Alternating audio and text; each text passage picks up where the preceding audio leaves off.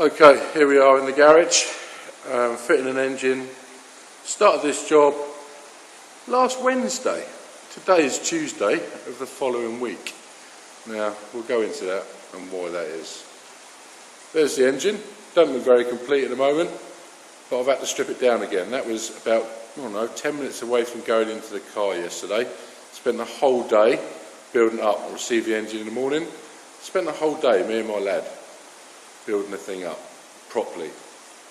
Get to the point where the cam belt will go on, run into a problem, which I'm just about to show you why I run into that problem. Okay, so we'll go with this engine. This is a Vauxhall Fiat engine. It's mostly found in Vauxhalls, Fiats and in some Alphas. Widely used engine. Okay, it's quite a simple operation really. Do require some tools. There are actually two of these tools. Find the other one. There we go. There's two of those tools, they go in there. That locks the crankshaft. There's another little pin which I've already installed into the oil pump. The bolt comes out, this pin goes in. We don't use that, that's for a different car. On installing the cam belt, we only use one of these tools. There are two tools. The reason there are two tools, for when you're rebuilding the cylinder head, you would use two tools. It's impossible to use two tools when the engine's built up and just changing the cam belt, because the inlet manifold comes up round here. There's a big diesel pump here and the hole is there. So you would never lock this side up when you do a cam belt. It only ever tells you to use this side, because the camshafts work on a gear principle at that end, and once they're fitted it can never go out of time. So simple one would think. Let's have a go. Right, what we do is make sure that the camshaft is in a place where nothing's going to hurt the valves. We'll bring the crankshaft round. Now I have actually put a couple of marks on here, and the reason I've done that is to show you in a minute. So the tool goes on there like that. It goes on that little stud down the bottom. There's a little cutout in the tool there, look, that fits over the case, so it fits nice and flush onto there. There's a locking bolt that goes in there, and then basically it all just locks up, not a problem at all. So that's in its time position. As you see, I've made a couple of marks there to show visually. So I'm going to take that off because I need to show you something. We're going to start at the top. So we're going to get this clever little tool. It is quite a clever little tool. It's specially designed for this, and it's sprung loaded. So what we do is we stick it in the exhaust camshaft. So we stick it in the camshaft. Excellent, screwed lovely. We're going to turn the camshaft. Oh, I'll tell you what we'll do. We'll put the crankshaft in a safe position before we turn the ring. And we'll put that so the piston's halfway down the bore.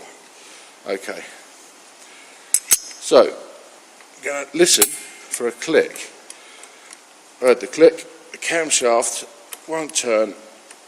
It is locked. No problem at all. So all we've got to do now is bring the crankshaft round. Remember, we've marked it, so we can just use our reference marks. Come round to there. But that is as far as my engine will go. My crankshaft will not turn any more clockwise. And as you can see, the marks do not meet up. Now, I've been around engines a few times and I can feel these things, and the reason I've removed all the manifolds again is so I could have a look inside the piston, inside the valves. Now I can tell you can't see very well with a torch. I can tell you that the inlet valve on number 4 is in its most wide open position. Now the tool is locked in on the exhaust side, but the inlet valve on number 4 is wide open. Why is this, we think? So I've opened up this hole here. Now I've got the manifolds off. If I shine a torch in that hole, it all looks good. But if I look really, really closely, I can see that the top low coating hole, the hole itself for the tool, is like a little square like that. And the tool fits in and nothing can move. But the top lug on the inlet camshaft is missing. So there's only one lug and it's at the bottom. And I'm going to demonstrate this now by removing the tool from the inlet, from the exhaust, sorry. Let's get this out.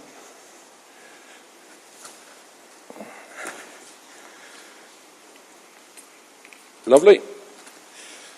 Going to put it in there. Like that. That went in really easy. But now I'm going to put the crankshaft in a safe position again, so we can turn the camshaft. There we go. It's out of the way. So again, listen for the noise. No noise.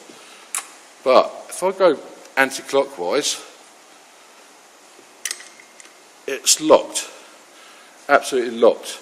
So what that's doing, that tool is hitting on the lower side of that lock-in part. The top part's missing.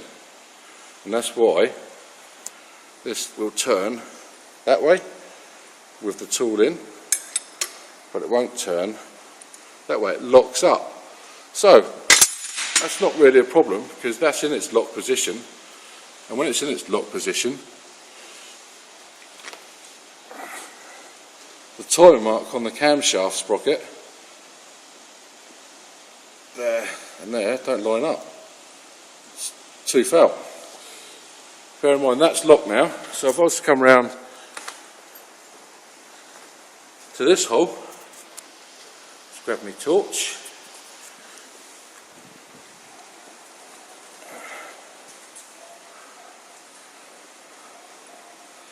There's no way the tool will go in there.